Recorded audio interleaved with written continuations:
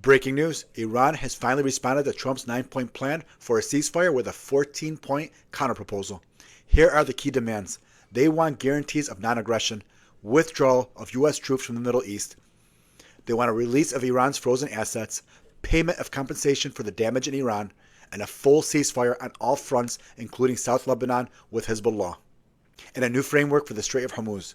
Trump arrived in Doral, Florida at his golf course yesterday and posted on Truth Social last night that he will soon be reviewing the plan. But he cannot imagine it will be acceptable. He said that Iran has not yet paid a big enough price for what they have done to humanity and the world for the last 47 years. I swear to you, I think Benjamin Netanyahu is writing these posts for Trump.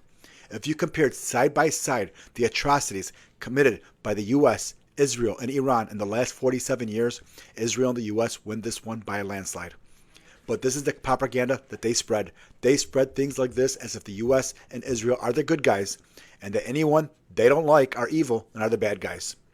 Those days are over, and the world sees the truth now. They see that Iran has been patient and restrained themselves from all the aggression that they have faced from the West. They didn't use their arsenal of weapons that they have until they were forced to and were attacked. I myself am in awe of the patience that Iran showed all these years, so much that I mistook their patience for weakness. All the while, Israel and the U.S. are bombing countries after countries, killing millions and millions, and I'm talking about civilians. Show me where Iran has done such a thing. Israel conducts collective punishment of the Palestinians, the Lebanese, and show me where Iran has done collective punishment on anyone. Israel will say there's one Hezbollah or Hamas fighter in a building, then they flatten said building. Where has Iran ever done this?